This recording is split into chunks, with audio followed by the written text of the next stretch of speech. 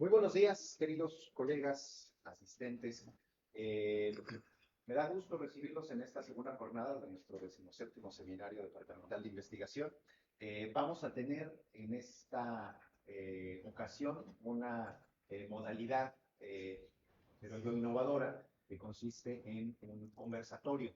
Amablemente los colegas que nos acompañan han decidido sumarse a esta iniciativa de este formato de conversatorio. Y vamos a tener un conversatorio muy interesante que hemos titulado Consecuencias para la economía mexicana de la política arancelaria durante la era Trump. Este conversatorio va a estar moderado por mi querido colega y amigo Daniel Jaime Camacho.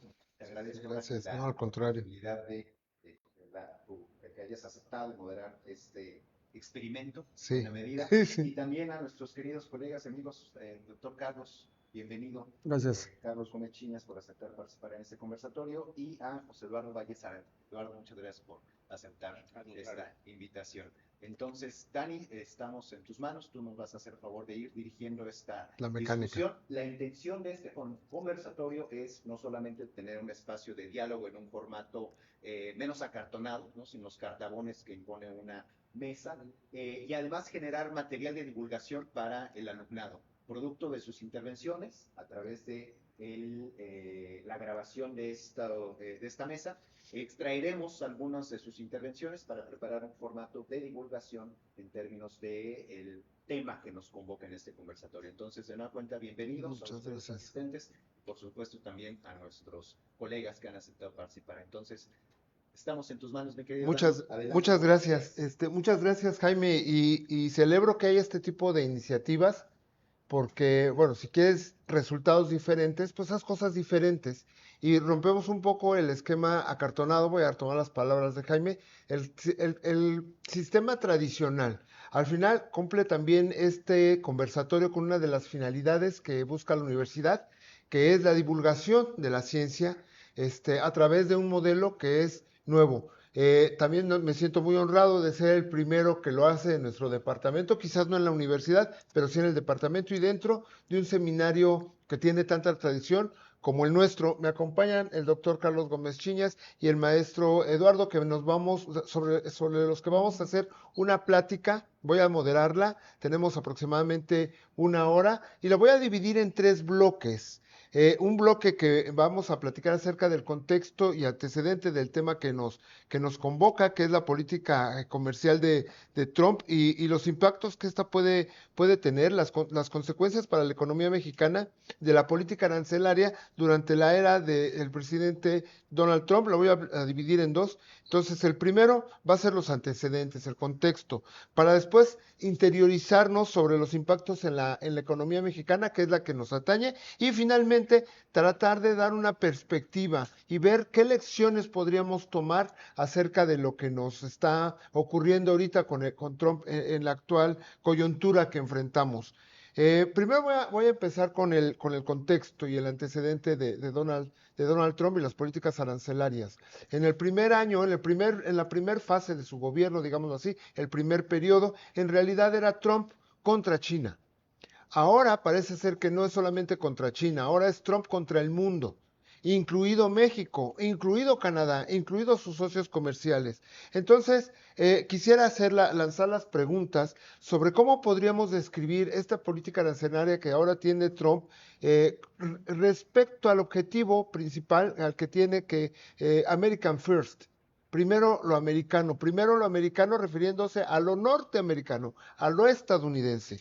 ¿Y qué impacto tiene esa política comercial para México, especialmente en un contexto de TEMEC? Porque recordemos, va a ser sujeto a revisión el siguiente año. Es muy importante entonces conocer la visión que se tiene al respecto y los efectos inmediatos que provocan estos aranceles, o al menos las amenazas de aranceles, sobre las exportaciones de nuestro país, que se concentran, el 80% de las exportaciones se concentran justamente en los Estados Unidos. Entonces, me gustaría, doctor Carlos, que pudiera platicarnos acerca de qué piensa sobre esto. Bueno, hay una pregunta que me gustaría que hiciera las preguntas para tener... ¿Cómo podríamos describir la política arancelaria de Donald Trump respecto a los objetivos que persigue con su lema, ¿no?, de American First? Bueno, en un principio, o sea, en el gobierno anterior, el objetivo era reducir el déficit de los Estados Unidos, Así es. pero el punto de partida es erróneo, porque la reducción del déficit no se logra con medidas comerciales. O sea, el déficit en cuenta corriente es un problema macroeconómico Sí. que viene como resultado de un exceso de gasto sobre la producción. Entonces, la experiencia del primer gobierno de Trump lo deja claro. El déficit comercial estadounidense no disminuyó, cambió su composición. O sea, el objetivo era China y sí disminuyó el déficit con China, pero de todas maneras China sigue siendo el país que tiene el mayor superávit con los Estados Unidos. O sea, Estados Unidos sigue teniendo el mayor déficit comercial con China. Entonces ahí está la prueba de que desde el inicio el enfoque es erróneo, porque no vivimos en un mundo mercantilista como cree Trump. O sea, el comercio no es un juego de suma cero, el comercio es un juego de suma positiva, ¿sí? Y todos ganan o todos pierden, ¿sí? Bueno, entonces, el punto de partida desde mi perspectiva es erróneo, ¿sí? Y los resultados están a la vista, están a la vista, pues que ahora llega recargado, podríamos decir, como bien mencionaste, con una política más agresiva, ¿sí? Entonces, la idea era, primero, reducir el déficit, lo cual no se logró. Segundo, relocalizar la producción industrial en los Estados Unidos. Bueno, tampoco se puede lograr con aranceles. ¿Por qué? Porque la- Estados Unidos ya no es un país manufacturero, ¿sí? O sea, llegado a cierto estadio del desarrollo, los países tienden a desindustrializarse. Podríamos decir es un proceso natural, sobre todo en los países desarrollados. O sea, es un país desarrollado, perdón. Si dije otra cosa me equivoqué. Es un país desarrollado. Entonces, lo que caracteriza a una economía desarrollada es que es una economía de servicios, pero una economía de servicios vamos a decir, de alto contenido de conocimiento, ¿sí? Entonces, eh, regresar a la industria, primero, no va a generar empleos, porque la industria de punta es una industria altamente automatizada. Los que vayan a invertir en Estados Unidos no van a generar empleo. Entonces, para empezar también, por ahí va mal la cosa. Y en la actualidad, un tercer objetivo sería, y en esto está teniendo, éxito, podríamos decir, ¿sí? Es aumentar la captación de recursos para el erario, ¿no? Entonces, ahí sí está teniendo éxito. Pero, pues se equivoca, dice, los países exportadores son los que van a pagar los aranceles, están pagando. No, todos sabemos, o sea, en cualquier curso inicial de economía internacional, lo primero que se sabe es que los efectos de un arancel, ¿quién los paga? El consumidor, ¿sí? En el caso de un país grande como Estados Unidos, parte sí lo pagan los exportadores, pero no porque paguen el arancel, sino porque reciben un menor precio. Eso, en ese sentido, también los exportadores lo resienten, pero no van a soltar $1 de su bolsa, pues, ¿sí? No van a dejar de percibir ciertos ingresos. Bueno, no me gustaría acaparar la palabra, pero vamos a ver qué otra cosa falta. Bueno, por el momento eso sería lo fundamental, ¿no? Muchas Para ir gracias. generando la plática. Eduardo, ¿tú qué consideras? ¿Qué impacto va a tener esta política en las relaciones comerciales entre México y Estados Unidos?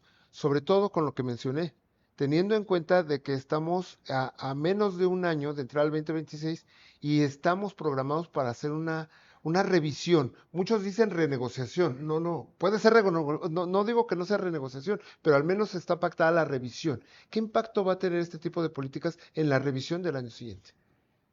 Bueno, muchas gracias por el espacio y la oportunidad para conversar aquí. Un honor estar con un colega de este tamaño que fue mi profesor en algún momento. Bueno, algunos comentarios iniciales.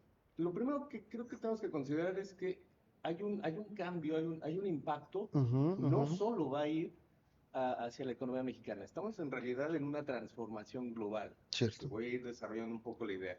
Este cambio y este impacto que se refleja en la relación comercial entre países viene desde la crisis del 2009, es decir, Ujú, ahí hay un punto de inflexión ujú, que ujú, después se vuelve manifiesto con la primera etapa de Donald Trump en la presidencia ujú, de Estados Unidos y que después se refuerza y detona una serie de cambios importantes, el COVID, ¿no? ujú, Entonces, estamos en esa etapa, digamos, en un periodo mucho más largo, ujú, ahí es ujú. en donde estamos, en un momento de transformación importante. Ahora, ¿va a tener impacto sobre la economía mexicana? Seguramente sí. Incluso ni siquiera tenemos la certeza de qué es lo que viene, una Ujú, revisión, una renegociación. Hay un espacio gris, digamos, en ese ujú. sentido, entre saber si es una cosa u otra, cuál va a ser el alcance. Claro. Lo que sí tenemos certeza es que vienen cambios y que la posición Ujú. de Estados Unidos en esta segunda etapa de gobierno de Donald Trump es muy distinta a lo que teníamos en el En el 2010, primer, su sí. primera etapa. ¿No? Ujú, Hay cambios importantes, no solamente en la relación con México, en el mundo. ujú. Decíamos hace un rato, ¿no? Pareciera que la primera etapa era Estados Unidos contra China y ahora es Estados Unidos contra Contra el el mundo. mundo. Y eso tiene que ver con que es un proceso, debemos Ujú, entenderlo como ujú. un proceso Proceso. que fue interrumpido porque vino la alternancia en el Sí. gobierno de Estados Unidos, pero es un proceso que continúa, ¿no? Ok. En la primera etapa, Estados Unidos estábamos en un mundo en el que había un crecimiento moderado, Ujú, no había presiones inflacionarias, estaba esta interpretación, o llega Trump con esta visión mercantilista, como ujú, bien comenta, ujú. del déficit comercial, Sí, ¿no? sí. Y que parece incluso pues hasta retrógrada, decir que la competencia va en el sentido de volver a industrializar Estados Unidos y utilizar las medidas arancelarias Sí. para lograrlo. Mi interpretación inicial es que la política arancelaria en realidad es un instrumento de coerción, es un instrumento para Ok. negociar otros fines, Sí. ¿no? Y lo vamos a estar viendo en la economía mexicana, la relación que va a tener México con Estados Unidos. Porque México en sí mismo también tiene una serie de oportunidades para poder mejorar las relaciones con Estados Unidos. Sí, definitivamente lo que dices es muy cierto. Se comentó mucho cuando empezó con los aranceles, recordaremos todos, que decía, es que se está dando de balazos en el pie, y Trump mismo dijo, bueno, es una estrategia de negociación. Si yo te digo 50% y reaccionas, probablemente te lo baje, 40, 30, o probablemente te lo suba, dependiendo, es una estrategia de negociación. Que le haya funcionado o no, bueno, ya el tiempo nos lo va a ir marcando, pero respecto a esto, obviamente los aranceles como herramienta de política comercial y de política económica va a producir sectores que pierden y va a producir sectores que ganen, es decir, sectores que aprovechen esta oportunidad, tanto en México como en Estados Unidos, y sectores que definitivamente van a tener que cerrar tanto en México como en Estados Unidos. En ese sentido, doctor Carlos, ¿qué sectores considera usted que van a salir, o que han salido, probablemente ya incluso se pudiera saber, que han salido o afectados o beneficiados por este tipo de negociaciones y medidas anunciadas por el presidente Trump? Pues el sector obvio es el automotriz. Sí, Ya Nissan anunció el cierre de dos sí, plantas, ¿no? Cuernavaca, Aguascalientes, ¿sí? excelentes. Y en un proyecto conjunto con Mercedes, ¿sí? Mercedes-Benz. Bueno, Mercedes-Benz va a seguir produciendo ahí en Aguascalientes hasta el próximo año. Ya Nissan Sí, dijo que no. mencionó que Sí. suspenden operaciones. Bueno, ese es el obvio, ¿sí? Además Sí, hay otros sectores, o sea, el más afectado es el que más exporta a Estados Unidos, que es en términos de la CUSI, es la sección 7, maquinaria y equipo de transporte a grandes rasgos, ¿no? En términos de esa clasificación, que es la que yo manejo, ¿sí? Bueno, y donde puede salir beneficiado es también en la parte de electrónica, podríamos ujú, decir. Es probable que por ahí pueda salir beneficiado, pero el problema de México, ¿sí? Es lo que ha motivado, ¿sí? El bajo crecimiento de México en los últimos 7 años, ¿sí? Un debilitamiento de las instituciones, para no decir destrucción de las sí, instituciones. Ese es el punto débil. O sea, de por sí ya teníamos un problema interno y ahora viene el externo. Entonces la cosa está complicada. Más que para una cuestión de optimismo, yo veo que el- la parte externa, pues el choque externo, podríamos decir, viene a complicar las cosas. Eh, Dicen algunos que estos son momentos de oportunidad, podríamos decir. Pues yo no veo mucha oportunidad, pero bueno, hay que tratar de combatir el optimismo, ¿no? Sí. Interesante lo que dice, porque si nos damos cuenta, la industria automotriz junto con la electrónica son las grandes industrias ganadoras del Telecam para acá. Ha tenido una explosión o un incremento en la producción tanto de los electrónicos como de la industria automotriz. Pero necesariamente tengo que hablar, cuando hablo del sector automotriz o hablamos del sector automotriz y de los electrónicos, tenemos que necesariamente hablar de las cadenas productivas y de las cadenas productivas regionales, porque las cadenas productivas de México tienen que ver, bueno, con los Estados Unidos, pero con otros países. En ese sentido, Eduardo, ¿de qué manera esta coyuntura con Donald Trump ha venido o pensamos que va a venir a modificar las cadenas globales que ya están establecidas y que ya incluso algunas estaban consolidadas en el país? Evidentemente, ahí es en donde yo creo que sí hay algunas oportunidades. Sí.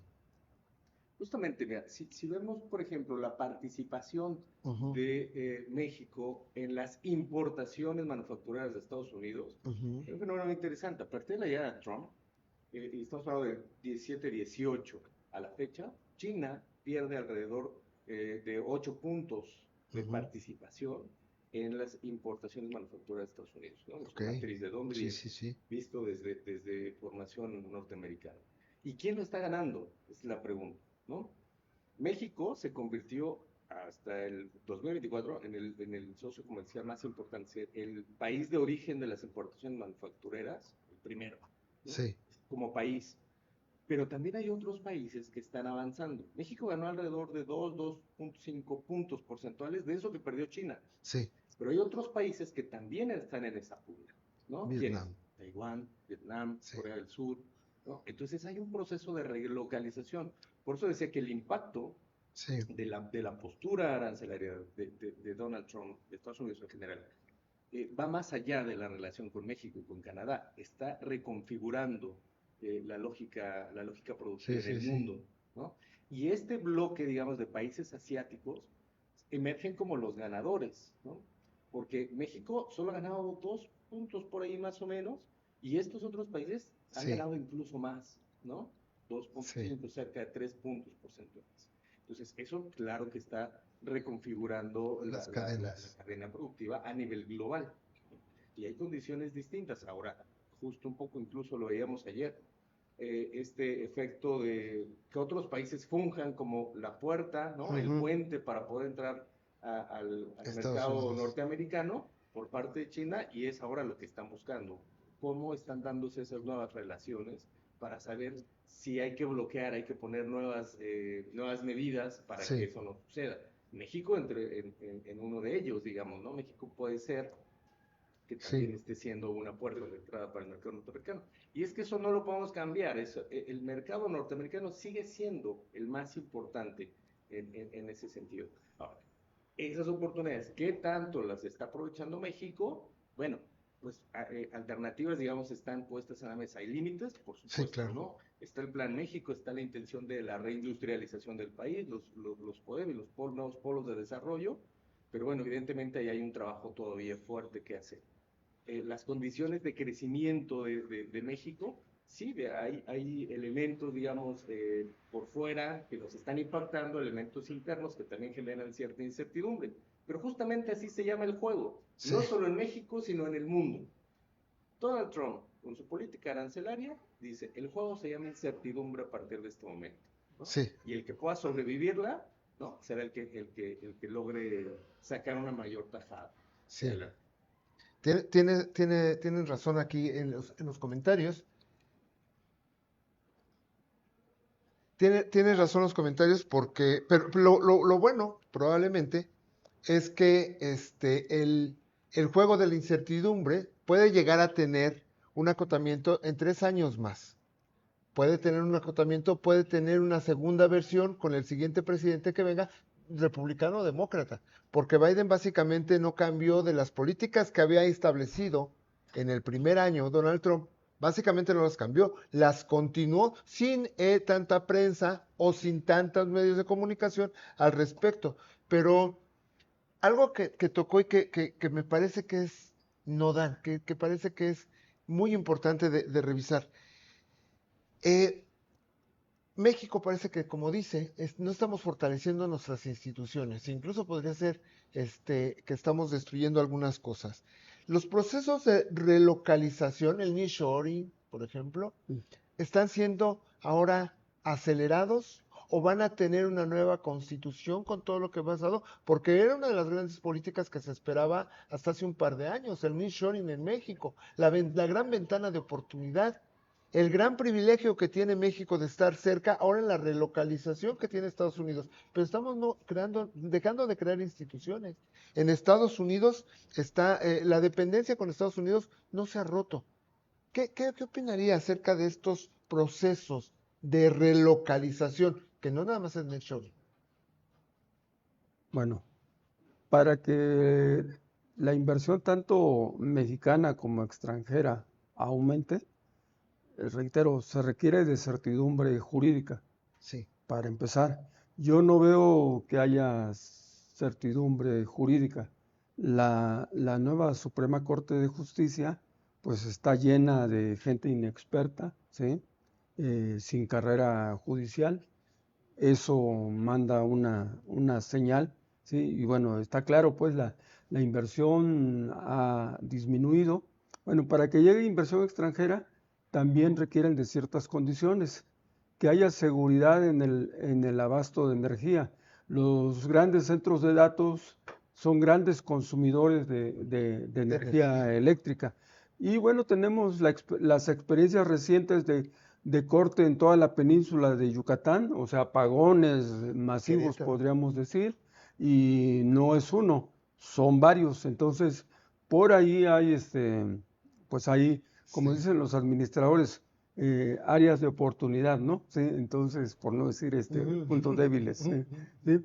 Bueno, entonces creo que apelar al nearshoring y ese tipo de temas, pues es un poco complicado en la situación actual de México.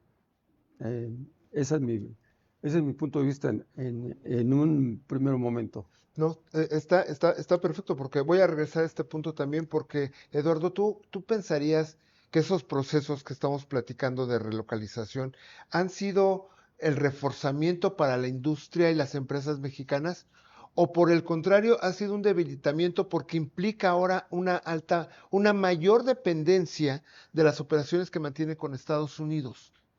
Al final del día estamos hablando que el mundo sigue integrado, es Sí. decir, seguimos en esa ola de globalización, solamente que hay algunas condiciones que han cambiado. ¿Cuáles son esas condiciones? La primera, hay que entender que el flujo mundial de inversión extranjera ahorita ha disminuido. Es decir, el tamaño del pastel se está reduciendo.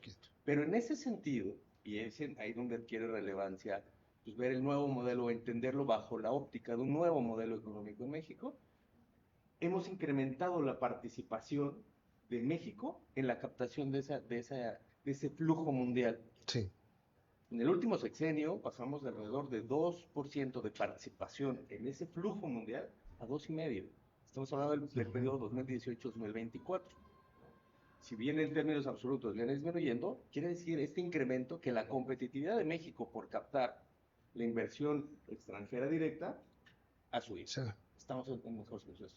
Independientemente, digamos, de estos cambios que podemos estar o no de acuerdo, sí, del carácter institucional. Pero hay que entenderlo bajo esa lógica, que hay una aparente contradicción en donde se dice, se han deteriorado instituciones, ¿no? La confianza del inversionista extranjero, y en realidad no es así. Simplemente se ha reducido el flujo y México ha logrado posicionarse de mejor manera en ese sentido. ¿Consecuencia de qué? Consecuencia de este cambio en términos globales de las cadenas, ¿no? Hacia allá está apuntando.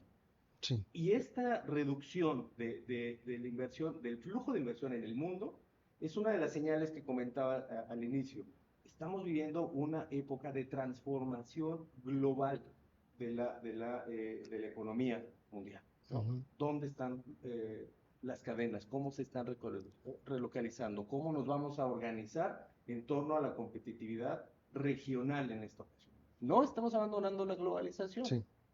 Para nada, es una nueva etapa en donde hay otras características. México específicamente, me parece que el eslabón, digamos, más débil Ujú. no es la inversión extranjera, Ujú. sino es la inversión nacional, ¿no? Ujú. En donde ahí hay temas, bueno, de debate, a lo mejor en tanto a la percepción que se tiene de este nuevo modelo. ¿En qué está basado ese modelo? Pues en cambios en la parte de la estructura laboral principalmente, ¿no? Cambios en la estructura salarial, ¿no? Ujú.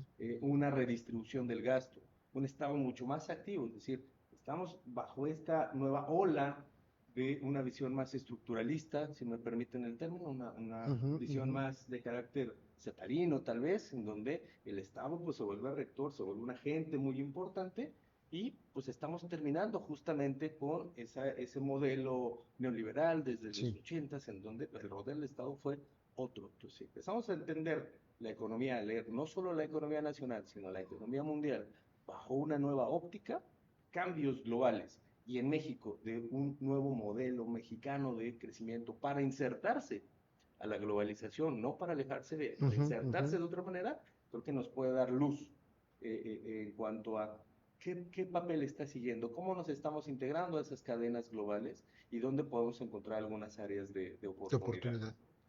Me parece que es bien importante tenerlo en cuenta. Tal como lo había comentado hace un momento el doctor Carlos, por llamarles áreas de oportunidad, que son nuestras áreas débiles. Y me viene a la mente, hace relativamente poco, dieron el informe en la Presidencia de la República, que la inversión extranjera directa en México, eh, eh, eh, contrariamente a lo que se pensó inicialmente cuando llegó Trump, que decía, no, es que la inversión extranjera en el país pues, se va a venir para abajo, porque hay muchas economías que no van a invertir en México, como el caso, por ejemplo, de Nissan, que anuncia ya su suspensión de actividades. Sin embargo, no fue así.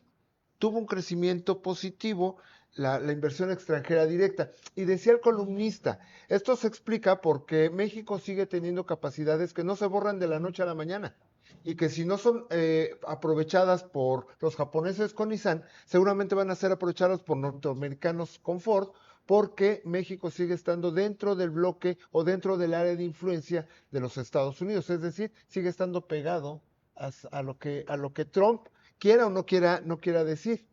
Al final de cuentas, con toda esta relocalización que se está llevando a cabo en el país por lo que Trump continuamente está sacando en su True Social y firmando sus acuerdos y saliendo en la prensa, y para ir ya más o menos encaminándose al cierre.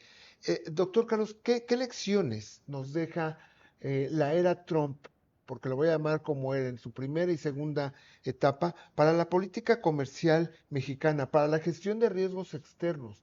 Porque hemos sido altamente dependientes de los Estados Unidos, como lo mencionó ayer, incluso desde antes de que se firmara el Telecán. Éramos una economía colgada de Estados Unidos y ahora vemos que con cualquier golpe fuerte que haga el presidente de los Estados Unidos, Donald Trump, pone la economía en riesgo. ¿Nos ha dado lecciones al respecto? ¿Qué lecciones considera que nos haya dado? Bueno, la primera, ¿sí? Es que Estados Unidos está ahí y nosotros no nos vamos a alejar. Como dijo hace más de un siglo un ilustre Pues muy oaxaqueño, bien. pobre de México, tan lejos de Dios y tan cerca de los Estados Unidos. Es cuestión de enfoque. Estar tan cerca de Estados Unidos no es solo una maldición, Ujú. podría ser Ventaja. una oportunidad. Ujú. O sea, debemos reconsiderar, como dice Eduardo, el papel de México en las cadenas globales de valor. Sí. Entonces, ese es el gran reto, podríamos decir. O sea, cambiar pues la forma de inserción. Ujú. Mm, Parece que hay oportunidades porque desde el gobierno, pues está el Plan México, con todos los problemas que se le vean, ¿sí? Podría ser un paso hacia una transformación de la economía mexicana. Como dije ayer, eso no se logra de la noche a la mañana, requiere de cambios, pero en algún momento hay que empezar. Debimos haber empezado hace muchos años. Desgraciadamente no se aprovechó la oportunidad. Sí. Ahora es otro momento y las oportunidades escasean. O es ahora, o considero que es poco probable que podamos cambiar el ritmo de crecimiento. Y bueno, vamos creciendo. El problema es que nosotros crecemos como a punto 2, punto 1. El mundo crece más allá del 2%. Entonces ahorita somos como la 15ª economía. En la medida en que todos vayan creciendo y nosotros nos vamos quedando atrás, pues entonces nuestra comparación no va a ser siquiera con América Latina, va a ser con África, ¿sí? Entonces, ese es el problema, pues, hay que crecer más rápido, ¿no? Sí. Definitivamente el problema que ha tenido ahorita Donald Trump es que se ha peleado con el mundo y hemos dejado de ver la integración comercial como una solución para las economías, al menos con Trump. Ya no hablo nada más del multilateralismo, o sea, de la OMC. Simplemente ayer tocábamos en una de las exposiciones, en su exposición, que pudiera ser que el futuro del Telecan dejara de ser Telecan o TEMEC para hacer un tratado vis a vis México-Estados Unidos, Estados Unidos-Canadá, México-Canadá, porque a lo mejor ese multilateralismo que existía en el Telecan podría llegar a tener el fin justamente en esta era. Hablaba el doctor Carlos en un momento de las oportunidades que se tienen que revisar, que México tiene que aprovechar esa oportunidad. Y al principio del conversatorio hablábamos, Eduardo, de que pues, el año que viene, es 2026, viene la revisión del Telecan, viene probablemente una renegociación, probablemente el peor de los escenarios que hablaba el doctor Carlos ayer, inclusive la finalización del Telecan, pero podría ser también una ventana de oportunidad. ¿Considerarías que este 2026, con esta revisión, sería una ventana de oportunidad para nuestro país? ¿En qué sentido podríamos tomar la oportunidad la economía mexicana? Para entender ese contexto, Estados Unidos, en general, no solamente Donald Trump, tiene una serie de retos y de complicaciones en sí mismo, que lo ha llevado a adoptar una postura, vamos a llamarla agresiva frente al mundo. Tan así que ya retiró a Estados Unidos de la De la OMS, de la salud. ¿no? De la UNESCO, en fin. Sí. Porque ¿qué hay en el fondo? Estados Unidos tiene un problema fiscal serio.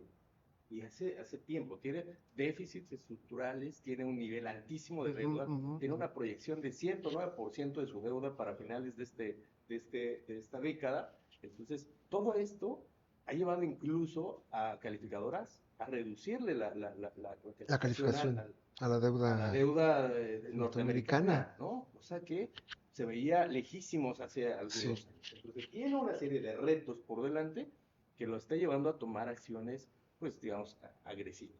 En ese sentido, no es descabellado pensar que de repente pueda terminar el TEMEC. No, es una posibilidad real y ahí está. Ahora, la pregunta para México es, ¿realmente Canadá ha sido un elemento que ha apoyado en este proceso de Trump y su política arancelaria? Yo creo que no. Han sido estrategias diferentes y si bien en la teoría o en el papel pudiera parecer que son dos países que pueden avanzar juntos y lograr mejores términos con Estados Unidos, en la práctica no ha sido así, ¿no? Entonces, pensar en un escenario en el que se termina el TEMEC y México tiene que negociar directamente con Estados Unidos, pues tampoco es algo, digamos, catastrófico, porque así ha venido siendo durante los últimos años, ¿no? Sí, durante más de 30 años. Que viene hacia adelante. Bueno, pues Trump en toda esta dificultad externa e interna, ¿no? También tiene sus límites. ¿Cuáles van a ser los límites?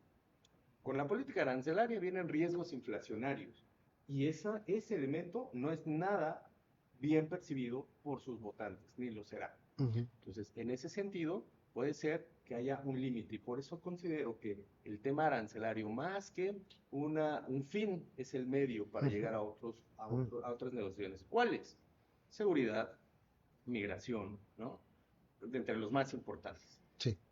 Desafortunadamente no ha entendido, o parece por lo menos que no ha entendido con claridad, que la competencia internacional ya no es solamente de carácter comercial, sino es tecnológica, porque hoy en día el que inventa el futuro es el que Es manda. el que gana. Sí. Acercándome ya al final, voy a terminar con el mismo cuestionamiento para ambos. El tema es muy amplio.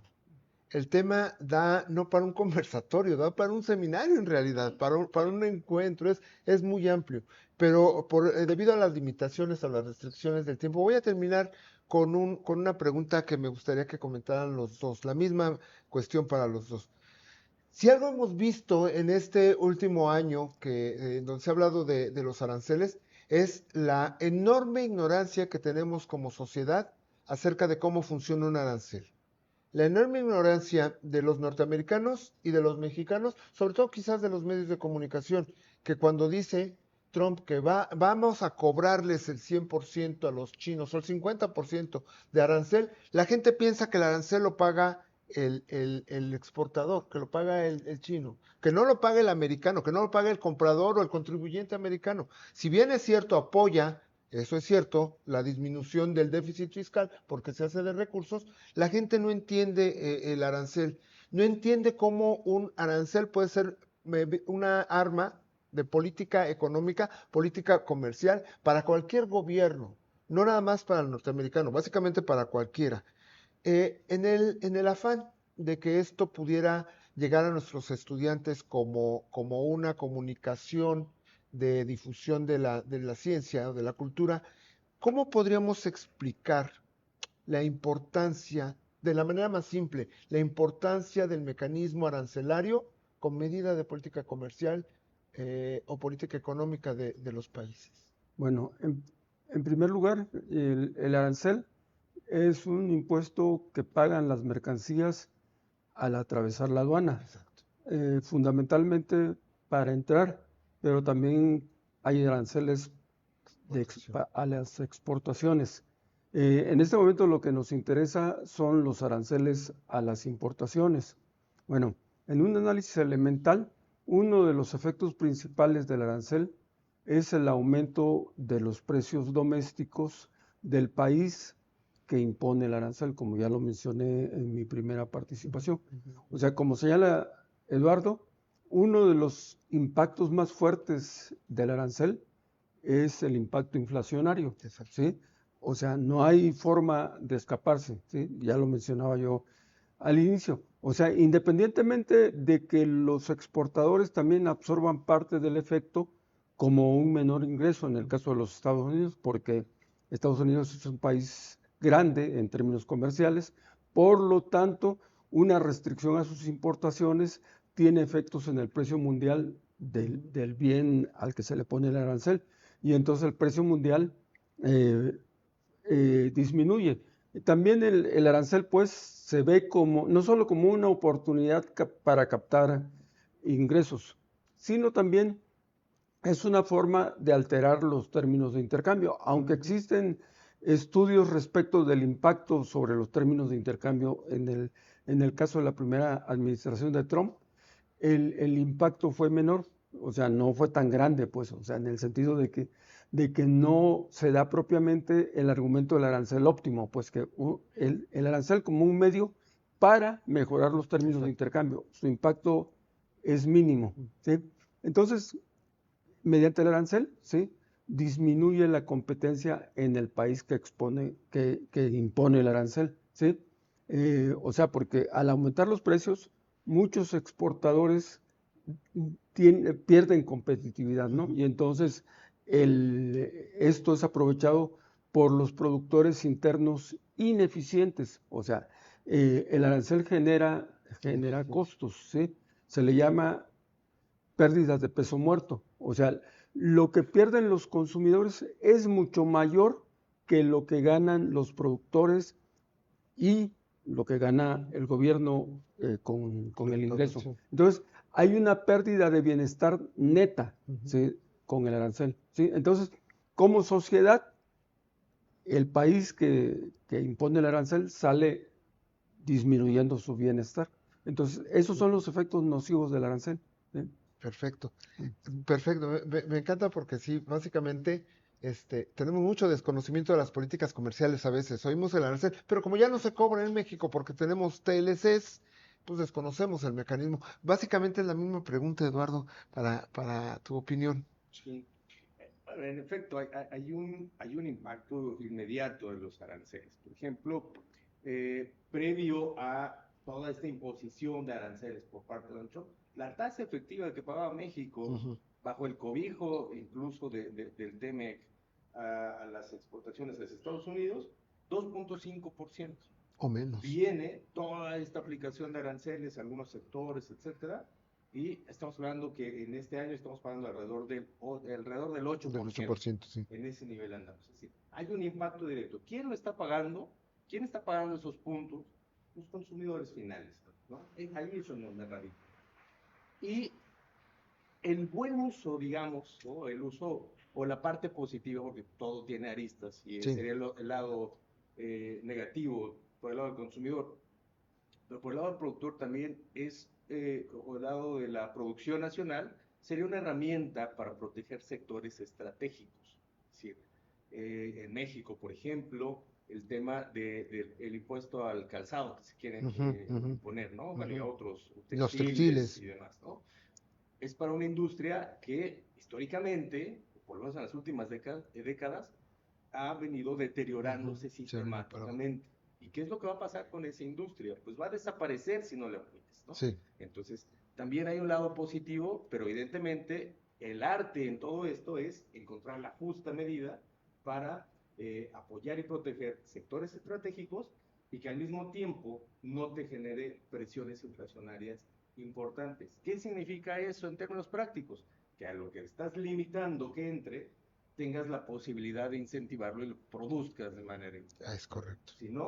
Si no logras ese equilibrio, entonces sí tienes un problema. Pero ese, digamos, sería el otro lado de la moneda de un tema como los aranceles. Es correcto, totalmente de acuerdo. En este momento, no quisiera que aunque cambie el formato, que termináramos nada más con este conversatorio. Normalmente cuando se hacen los conversatorios en cualquier red social o en cualquier programa decimos, el público tiene estas preguntas. Entonces, abro un espacio, 5 minutos, por si alguien quiere profundizar o hacer una pregunta a nuestros participantes. ¿Les parece hacer Dos preguntas, Roger Roger y José Luis, ¿te parece? Por favor, Roger. No es una pregunta como tal, pero simplemente es un comentario. Muchas felicidades a los integrantes del conversatorio. En mi opinión, el nearshoring no está del todo bueno. Simplemente por las cuestiones de la naturaleza, de la relocalización que se pretende hacer. Las industrias que son capital intensivas posiblemente tengan éxito en Estados Unidos. Ya se está, por ejemplo, comenzando a implementar la fabricación de microchips, ¿cierto? Sí. Pero las que son manufactureras, trabajo intensivas, no va a haber posibilidad por los elevados costos laborales. Entonces, en ese sentido, el nearshoring para las industrias manufactureras todavía puede seguir vivo y puede, digamos, en ese orden, dar pie a la integración bilateral. Sí. Todavía. No, perfecto. Sí, me encanta. Por favor, José Luis.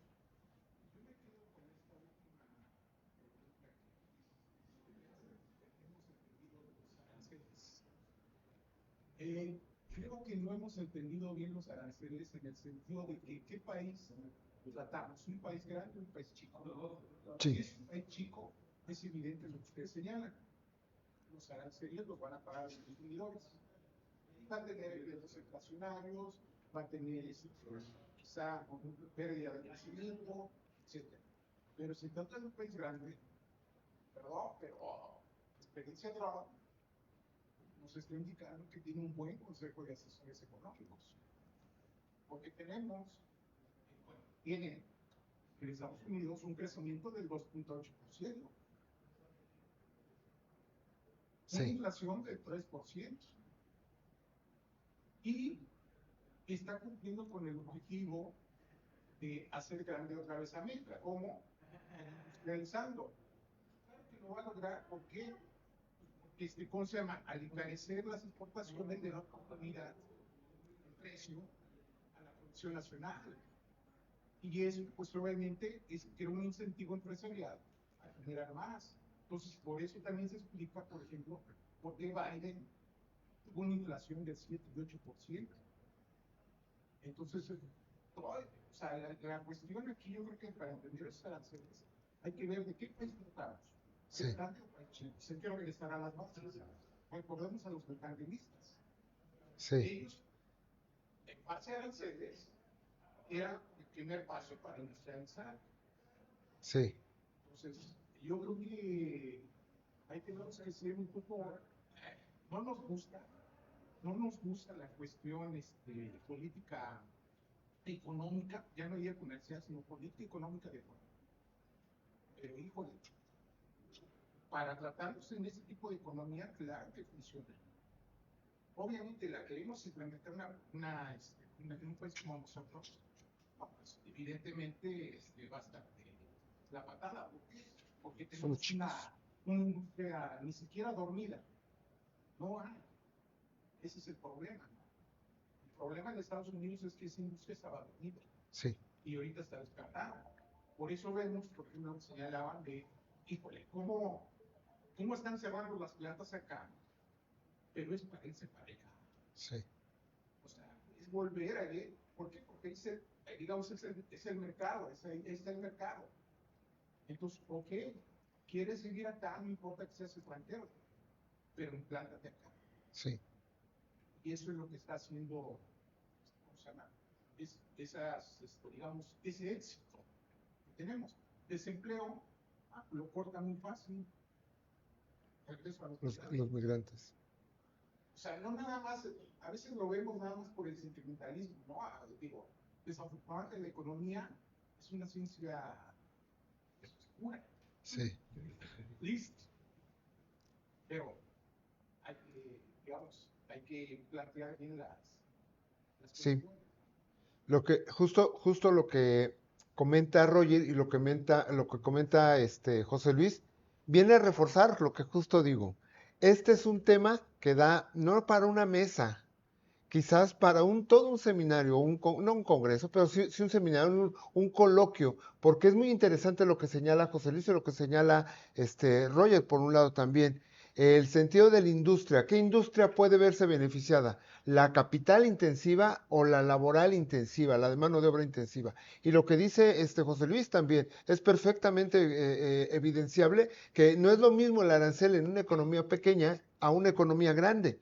A la economía pequeña puede ser que le pegue muchísimo más que a una economía grande, porque también lo mismo ha pasado con China. China no ha dejado de crecer a pesar de haber tenido los aranceles, no ha dejado de producir a pesar de los aranceles de Estados Unidos y no ha dejado de tener tecnología a pesar de los aranceles de Estados Unidos. Entonces tendríamos que hacer la diferenciación. Viene a reforzar entonces, para cerrar el conversatorio, la importancia del tema y las diferentes vertientes que pueden salir al respecto de este tema que, bueno, en lo particular de mis colegas y un servidor, viene siendo pues apasionante, quizás sería el término.